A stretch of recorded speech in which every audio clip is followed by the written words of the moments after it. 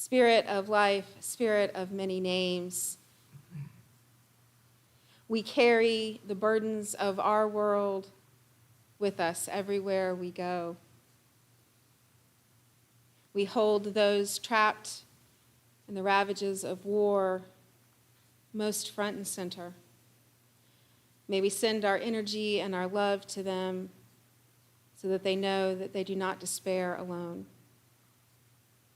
May we hold those who are not or cannot be with us today in our hearts and let them know that we care and that we are here and that our love does not wane. May we never forget we do not travel alone. Amen. Blessed be. And I say. Now, this is our time for all ages, our story for generally our youth. But if you've known me for half a minute, you know that I don't believe that children's stories are necessarily for children. So I have a children's story for you.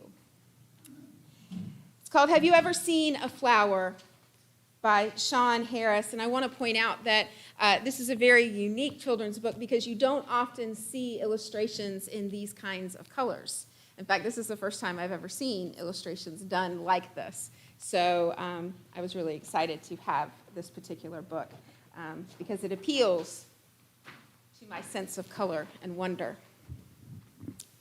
Have you ever seen a flower? I could stare at that all day.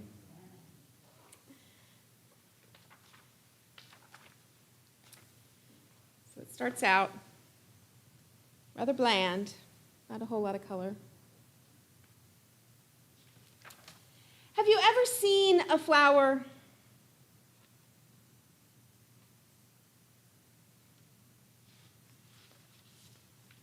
I mean, really.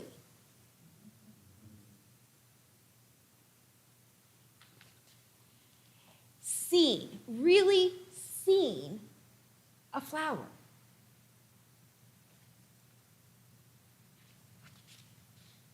I mean, way down in the clover with your face down in the flower.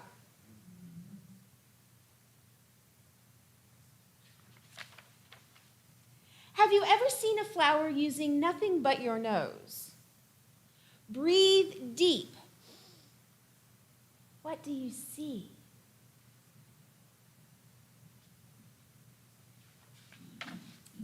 Raindrops made of honey, the knees on bumblebees, a fancy lady, dancing babies at the royal jelly jubilee.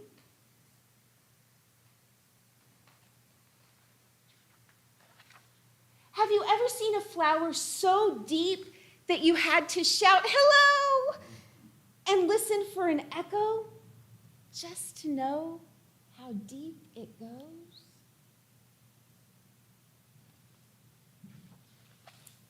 And did you wonder if you wandered down between its gold columns and into its corridors, who you might meet? Maybe a tiny queen, although she looks pretty mighty to me. Have you ever felt a flower? Do a flower petal's veins feel like the veins beneath your skin? Have you ever pricked your finger or fallen on your knee and seen the brilliant color of your life?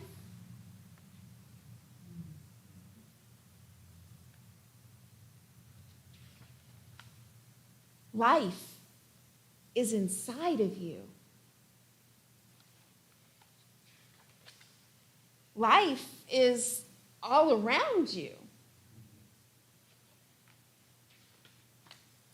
Now put your hands on your belly and say, this is my stem.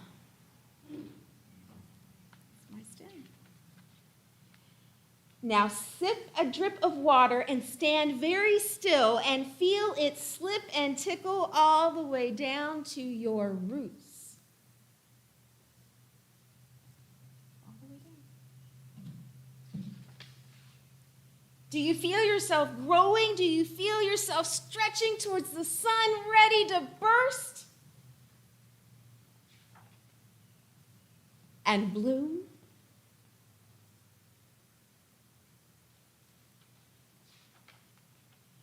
Have you ever been a flower? I mean, really been a flower. And if you were, would you remember? Try and see.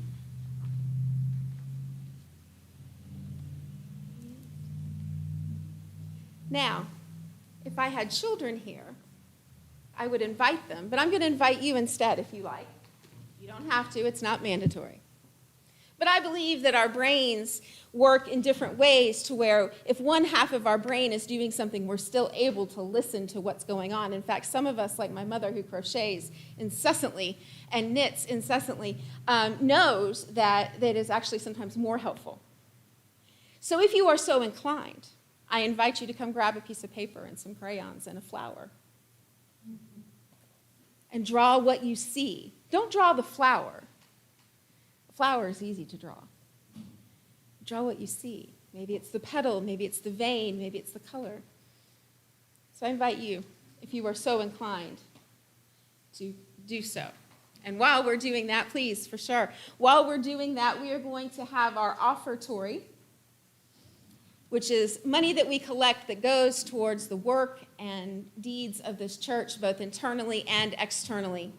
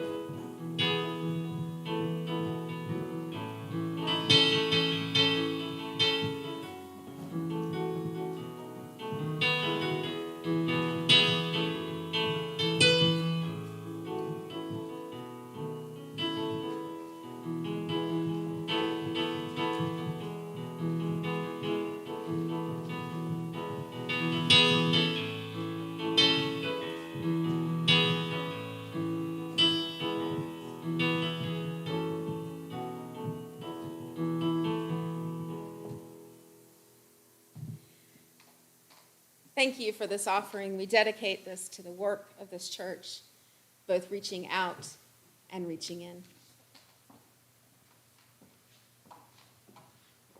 Some of you are coloring, so you don't have to sing necessarily. But we will, for those who are inclined to sing, we will sing hymn number 100. I've got Peace Like a River, and you don't have to stand if you are not inclined to. That's quite all right. And I really like this song, so we're going to sing all the verses. There's quite a few of them, but it's a good song.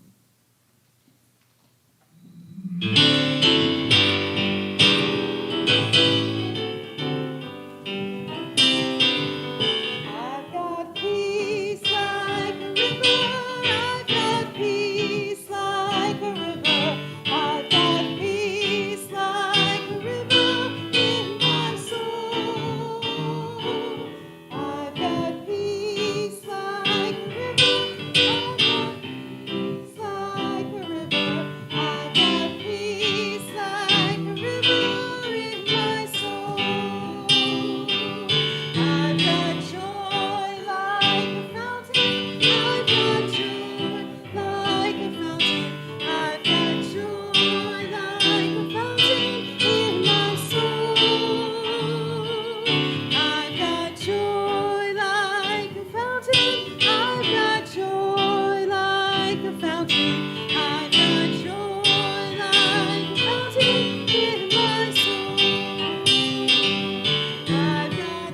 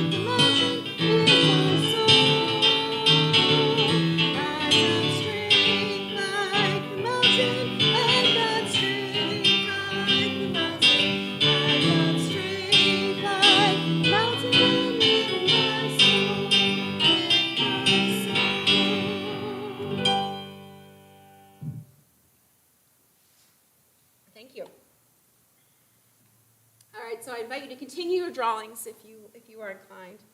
I can't wait to see what you drew. That's what I love about the kids. When I do it with kids, they always come up and they're like, they got to show me what they drew, and I want to see. I'd like to start this morning with a quote from Pema Chodron, and did I say it right? Okay, yay, I practiced. From Start Where You Are, A Guide to Compassionate Living. We already have everything we need. There's no need for self-improvement.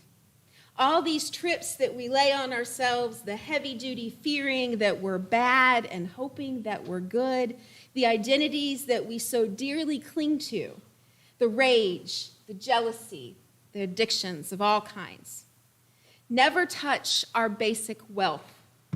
They are like clouds that temporarily block the sun. But all the time, our warmth and brilliance, they're right here. This is who we really are. We are one blink of an eye away from being fully awake.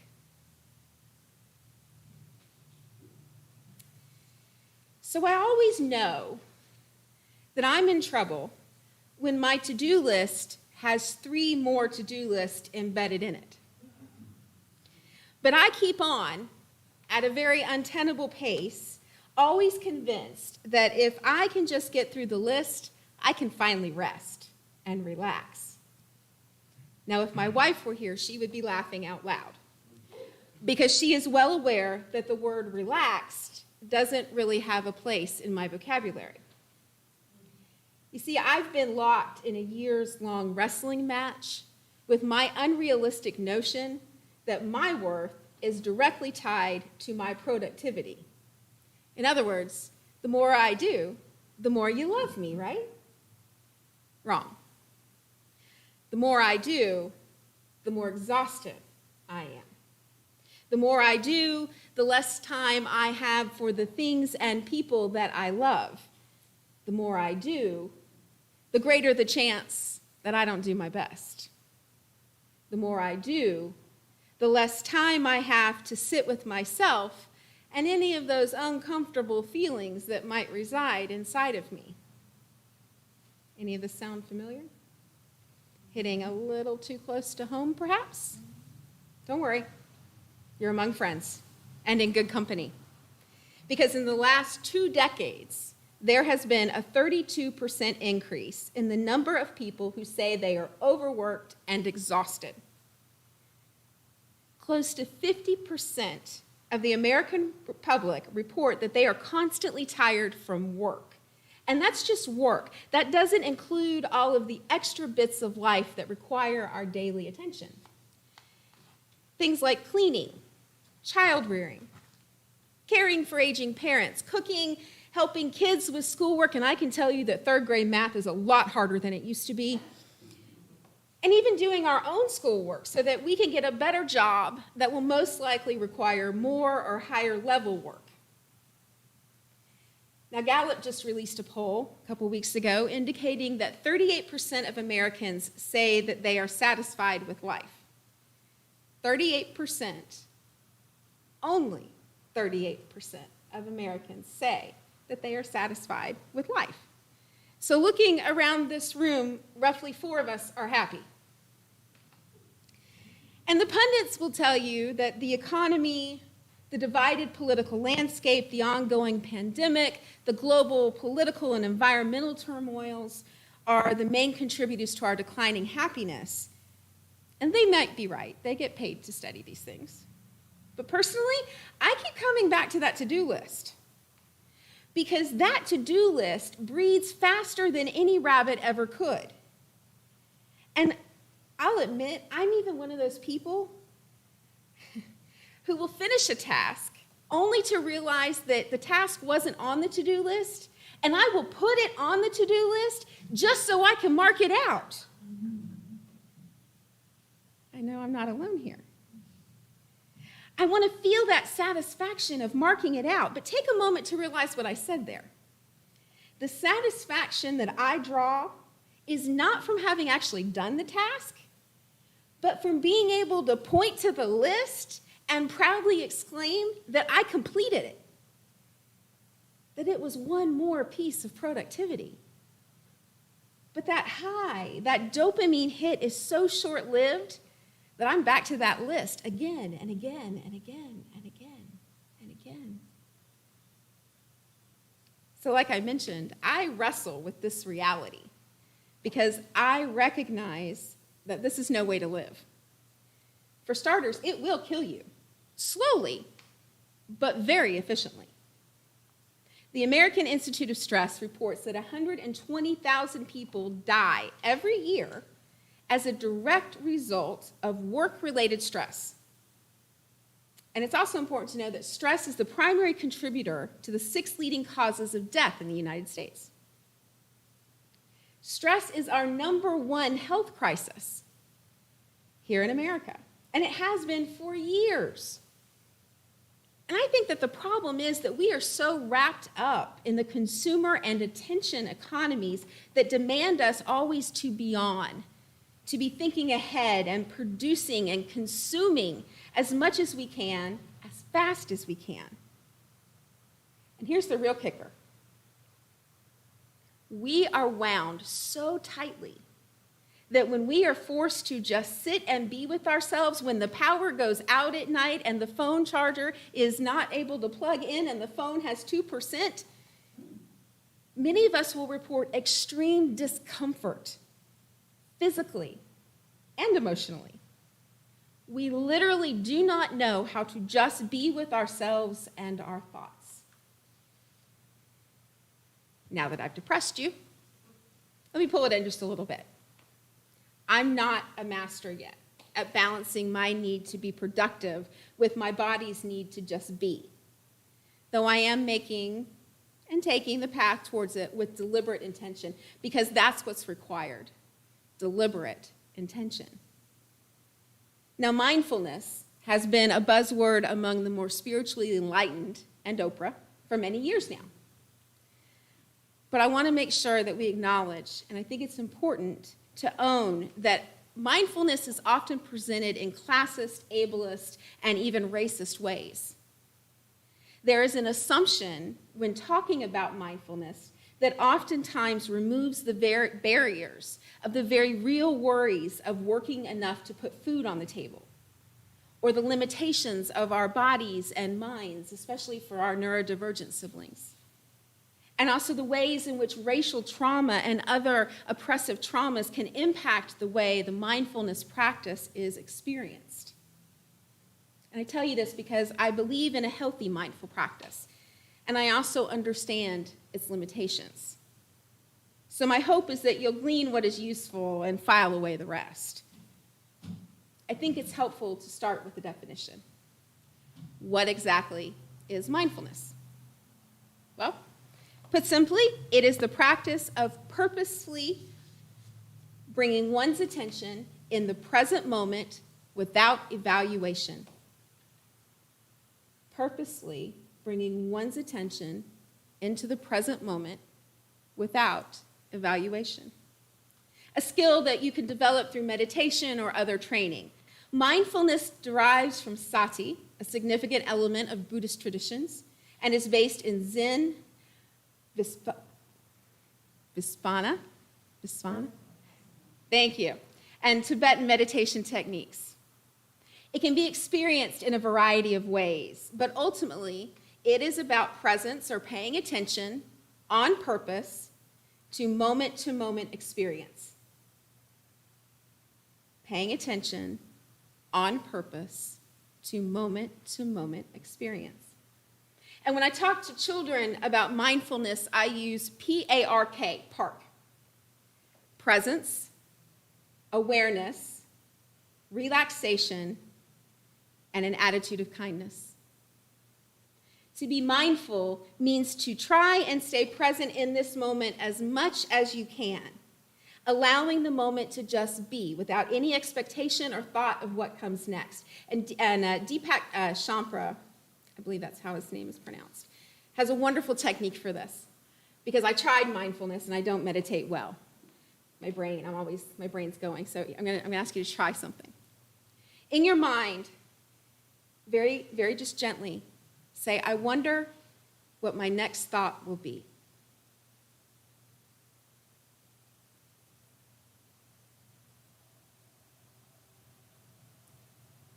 For a split second, your brain stopped. Try it again. I wonder what my next thought will be.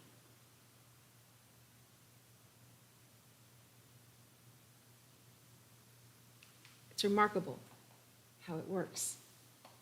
Because for that moment, you trick your brain into waiting. And the ones who are really good at meditation can make that last. So you've allowed yourself to be in a moment without any expectation. And then there's an awareness of your body and the sensations you feel in each part, from the tip of your toes to the crown of your head. Followed, hopefully, by relaxation, the sensation of allowing your body to sink into a space.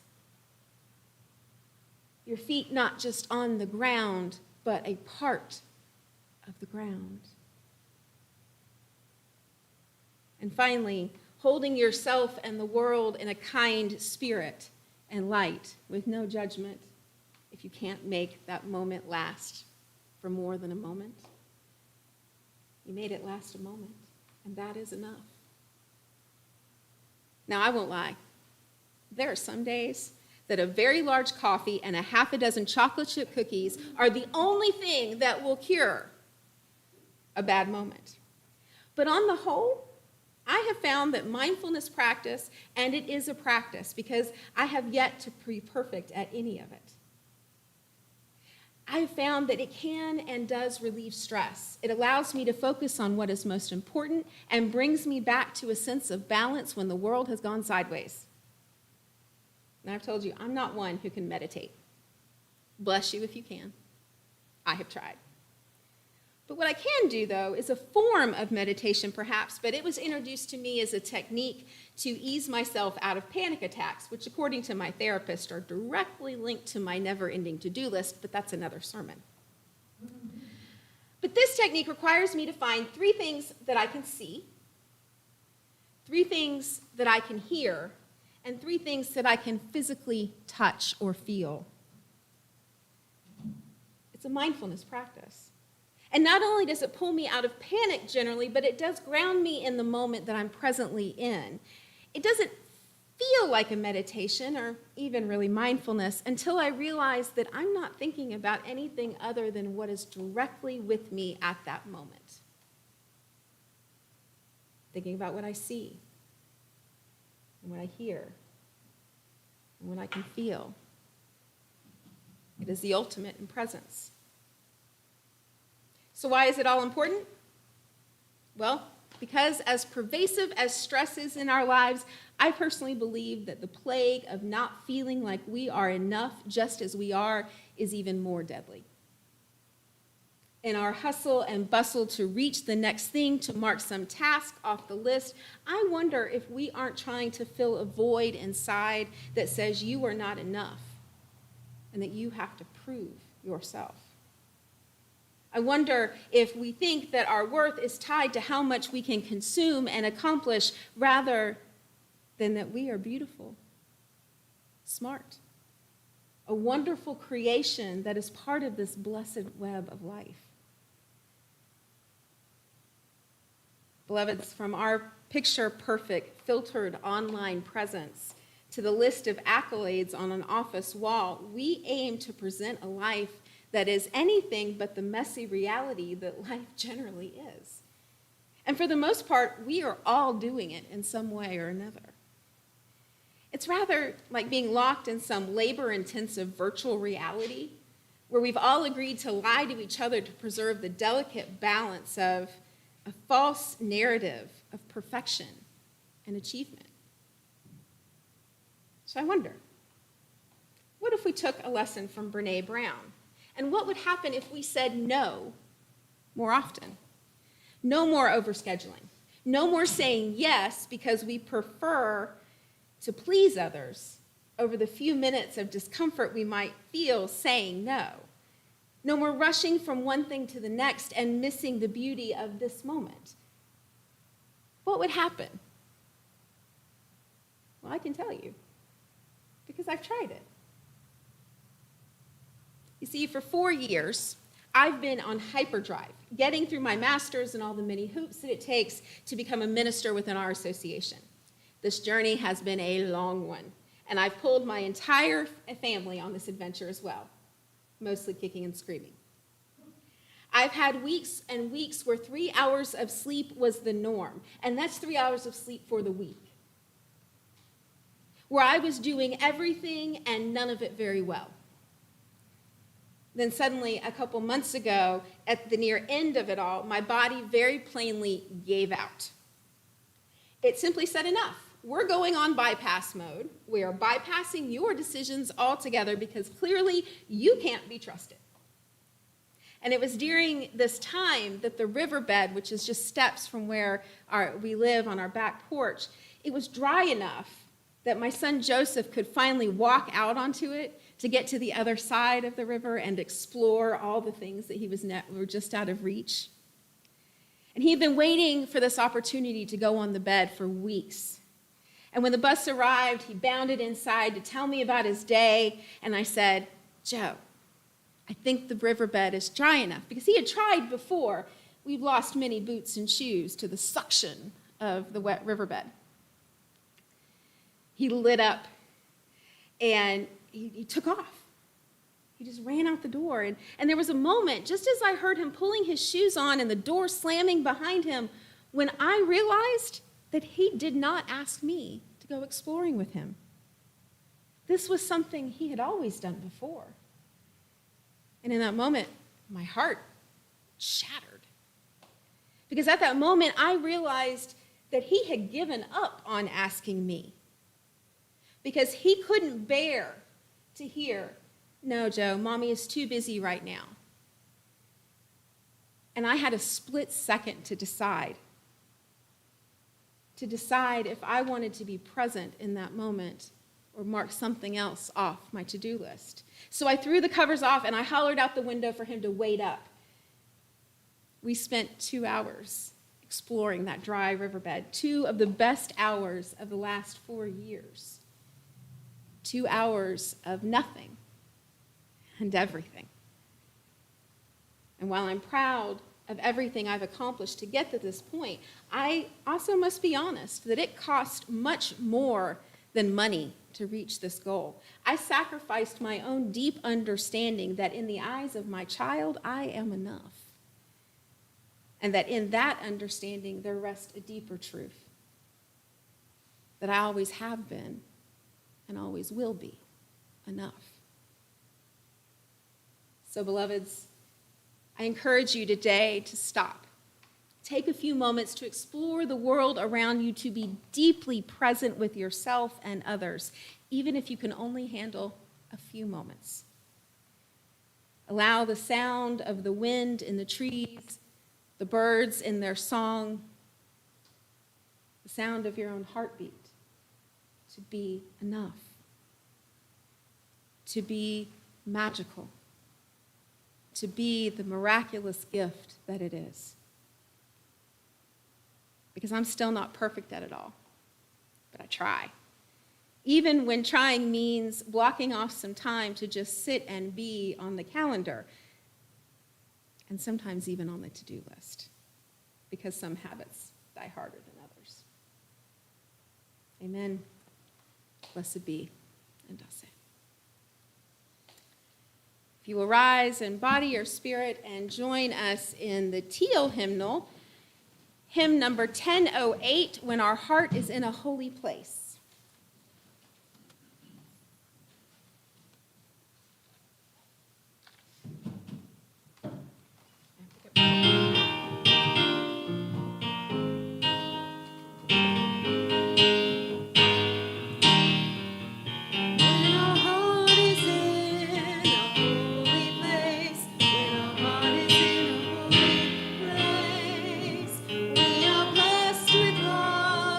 Amazing grace.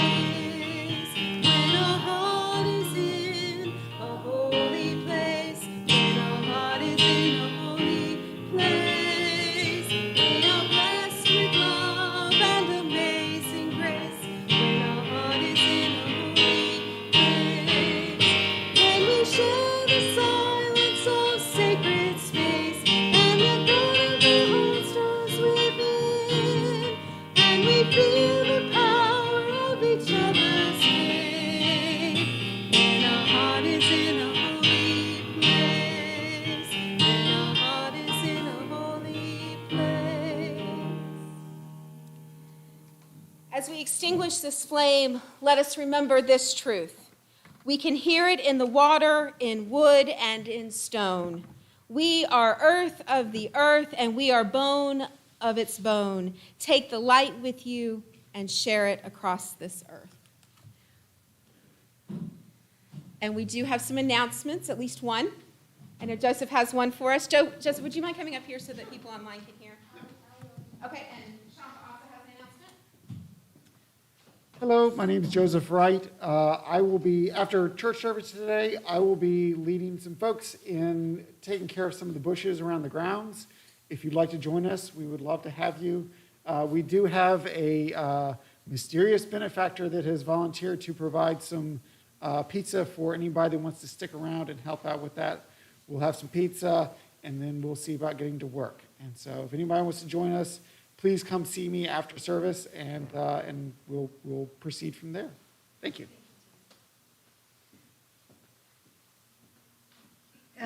This is an announcement from the Pillar for a Better World for next month's collection for loaves and fishes, food pantry. Please donate the food items in the a basket on the right-hand side of the door. I've also put a little plastic box over there for you to put in your items. We will not be doing a single-day drop-off like we did last few months, so we'll be collecting all the food here and taking it to Grace on the 26th of May. So up to the 25th of May, you have time to put in all your donations. Thank you.